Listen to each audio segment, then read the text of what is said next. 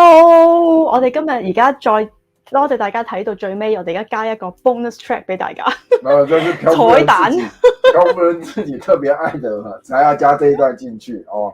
那其實我覺得他才是最適合拿到最佳女配角的。我都覺得係，其實佢真係做得好好，因為咧原來我而家尋日即係做 search 嘅時候，我先發現原來本身唔係揾佢嘅。哦，我知啊，他本來是要找那個上汽嗰個女主角，那個女配角嘛，係啦，跟住上汽嘅女夥伴嘛，好似嗰個就話佢即係檔期唔啱啦，咁於是就改咗係佢咁樣。對，但是其實上汽裡面也有他，你知道嗎？我唔知啊，佢係咩角色啊？佢係個其中個朋友啊。他不是他們兩個跟兩個朋友一起吃飯嗎？哦，係咯係咯，就係其中一個朋友。係啊。OK， 我哋嚟呢個我哋嘅呢位豬鼻土炮機。豬鼻土炮機，廣東話怎麼講？豬鼻土炮機。我唔知佢點解要咁樣翻啦。台灣係曾經翻咗一個好奇怪嘅名㗎嘛。武媚娘愛缺。武媚娘愛缺，我唔知點解。不要問我，我根本不知道為什麼要翻譯成呢個名。我都覺得好奇怪呢個名，點解要叫武媚娘愛缺咧？那豬巴土扒雞我就不知道是什麼意思啦，是哪邊的翻譯？我覺得佢係香港嘅翻譯就叫做豬鼻土炮雞，好似大陸可能翻做豬巴土扒雞吧。其實再一次強調，就是這個名字是沒有意義的。不需要加諸任何的意義在這個名字上面，這個名字就是導演亂取的，就這麼簡單。其實我有睇佢一啲訪問咧，就話其實佢哋咧純粹係取一個好似嗰啲 BB 話咁樣嘅音咯。然後最多再加一個 Chewbacca，就是星際大戰裡面的那個 Chewbacca，最多就是這樣子。但是以裡面的角色多變，除了楊紫瓊以外，其實角色最多變的是。因為其實成部戲佢哋兩個可以講呢兩個都係主角，即係一個媽媽同一個女之間喺度拉拉扯扯，跟住一啲，因為其實成個故事就係圍繞住呢兩個人先可以發生咁多嘢嘅。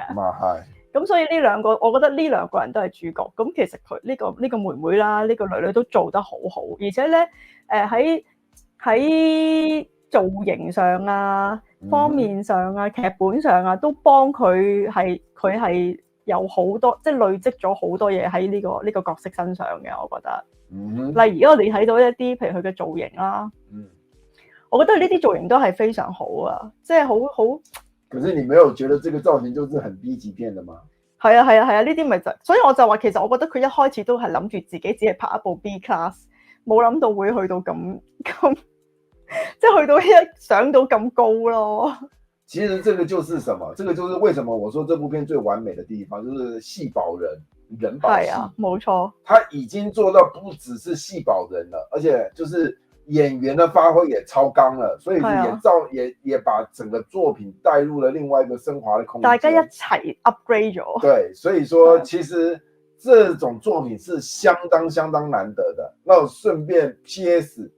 我再加一句，就是還好當初沒有找那一位，我都覺得係，我覺得大哥來拍。嗰一位，你要是找那個影壇界的大哥來拍，這部片就毀了，就無法升華到這個地步。據我所聽聞咧，就係話原本係揾阿大哥啦，但係大哥就係做楊紫瓊個角色嘅，即係一個老到爸爸 instead of 老到媽媽嘅。係。咁但係後嚟就唔知點解唔係大哥啦嚇，咁好彩唔係大哥。唔係啊，你想想看，這樣子更合理啊，因為母女之間的衝突，我必須說實話，漂先生家裡沒有女性，沒有女兒，沒有妹妹姐姐這種角色，所以說媽媽跟我跟仔仔這樣子的生活模式，所以我是一直到了來了香港，漂夫人跟拐謀跟他媽媽的相處模式，我在這部電影裏面，哇，血淋淋的再一次看到。哦，這個就是亞洲人，這個真的是亞洲人的，這個應該說是母女情深嗎？也能說。其實佢都唔止母女嘅，即係佢係講隔代之間嘅好多矛盾啦。因為佢有講楊紫瓊同佢爸爸中間都有好多嘢噶嘛。有一句話，這裡也另外一個影評講的，我覺得這句話也講得很好。我們常常講，每隔5年就是一個世代。那你想想看，你跟你的父母至少差了超过20年以上，那是至少隔了4-5个世代了。那你凭什么觉得父母凭什么觉得自己就应该能够带领自己的儿女，或者是掌控自己的儿女？那当然这是比较现代的观念啦，以前的观念的话就是家庭的教育啊很重要啊，怎样啊但是时代在改变嘛，所以说我们也要跟着一起去改变對吧？還好漂先生漂夫人是沒有小孩啦，所以我哋今日即係 bonus 就追加呢個 Jobu Tubaki。其實我覺得每一次我都讀得唔好 Jobu Tubaki。對，不論怎麼樣，對，那我們這個角色其實也是整部電影我覺得最亮眼的角色之一。係啊，其實即係如果冇咗呢個角色咧，可能就冇嗰個平衡度冇咁好咯。因為他其實也是一個非常 crazy 的表演，他的表演方法其實相對來說的話，楊紫瓊是比較偏向內斂的。係楊紫瓊係即係一個媽媽啦，即係做翻一個媽媽要做嘅。所以他的對比就是他的女兒是比較外向的。佢個女就做翻啲好 wild 嘅事。他那個一出場啊，就是那個貓王的造型啊，出場哇，那個出場說哇，那真是霸氣外露。第一個讓我看到哇，能夠一個大反派登場，能夠這麼的 shining， 這麼的精彩，哇，我真的覺得然後當然了，你也可以從這些造型裡面可以看得出濃濃的 B 級片的那種味道。佢其實佢真係，我覺得佢嘅演技係做得好好，佢個收放好自如，即係你見到佢嗰啲係上一分鐘好瘋狂咁同你講一啲嘢，跟住下一分鐘佢又突然間即係可以演得出一個佢係一個好跳框框嘅一個角色。冇錯，佢係真係做得好好，係真嘅。對，然後尤其漂夫人又特別喜歡那個頭戴托拿嘅感覺。我係好中意呢個 Donut 髮髻啦，佢呢一個咁樣嘅。呢個頭髮啦，呢件咁嘅衫啦，呢啲造型啦，你覺得似咩啊？我唔知啊。我覺得係 Star Wars 嗰個公主啊。哦，莉亞公主。OK 啦。我覺得係有啲似㗎，即係呢個係 Star Wars 公主。OK 啦，對啊。呢一個咧，我都好中意呢個造型。係咩？呢個係咩啊？呢個係 Picasso。OK 咯。我覺得呢個即係呢啲咁樣好叫咩啊？冇左冇右，又有悲又有喜，又即係好有趣啊！呢啲造型又唔會，你又唔會覺得好似好突兀咁。你覺得是硬加的啦？係啊，我覺得好符合角色的。係啊。可是我不知道這個到底是服裝造型設計呢，還是他們自己想出來的？所以我覺得即係呢個造型設計其實都唔錯噶，即係都唔好埋沒佢啊。不會啦，都做得好好。只要這部片子拿到了最佳影片的話，嚴格來說，這部片子裡面的其他人都雞犬升天了，好不好？其他的製作的所有環節，對吧？你看那個導演現在已經去拍，那個導演聽說已經被迪士尼邀請要去拍那個 Star Wars 了，Star Wars 的影集啦，對啊。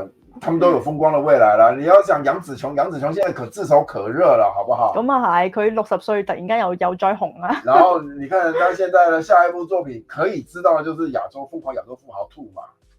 哦，係啊，好似係啊，呢個一定會再加上去，那個場面一定又會變得更大，對不對？打着奧斯卡金像獎最佳女主角的光環，對不對？咁啊係，他的戲份一定會加得更多。咁佢值得嘅，我覺得佢真係喺演技上直衝天際，佢喺演技上係進步咗好多。當然，係啊，即係上一次做嗰個富豪媽媽都已經係做得好好噶啦，我覺得。你喺呢個 Bagel 有冇嘢講啊？我沒有啊，你有什麼想講的？冇啊，你唔係話要講下呢個嗰個 Bagel 有啲咩特別嘅？沒有，這個是我剛才已經解釋過了，我的感覺就是一副陰陽啊。呢個 bagel 就係一個太極圈啊嘛，就係一個太極圈，就是一個陰陽啊。但是就是你用陰陽去給老外看，你不如就用一個 bagel 給老外解釋，因為 bagel 對老外來說，這你要你來講啊，他們覺得那中間那個洞就像黑洞一樣的存在。沒有意義，不知道為什麼 bagel 要做成中間要有一個中空。我今日好努力咁去研究過，睇過好多爬過好多文之後，我就終於明白點解 bagel 中間有個窿啦。點解？因為咧，原來 bagel 咧，佢嘅做法咧係有啲古怪嘅，同我哋一向嘅麵包係有啲唔同嘅。佢係先煮再烤嘅。哦。即係佢先用開水裏邊煮完咧，然後再拿去烤箱烤。然後咁所以同一向嘅麵包有啲唔同。咁啊，點解要中間有個窿咧？就係因為如果你一整嚿咁樣咧，中會唔熟，以免中間位唔熟咧，所以中間就整一這是同埋咧 bagel 咧有個好厲害材料嘅，即係好似唔知點解有鹹有味道係有鹹有甜中嘅。咁你無論加啲咩 jam 啊，加啲咩材料啊，加啲咩 top 啊，都受，所以佢最後先至講呢個就係 everything bagel， 好似咩呢個就係又係一個嗰個圓咧，咩都有嘅時候就即係咩都冇。因為我記得我以前曾經有一段時間在台北住的時候，就是很多人，我那時候同事很喜歡去買那個 Mr.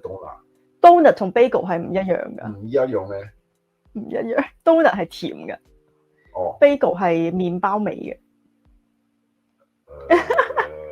可能我都沒有那麼在乎嘛，反正麵包的東西我都愛吃，對不對？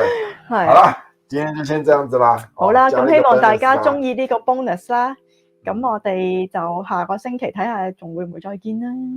OK 啦，再看我們有沒有一集乾脆講一下從台灣回來的毀滅啦，看台灣有多毀滅。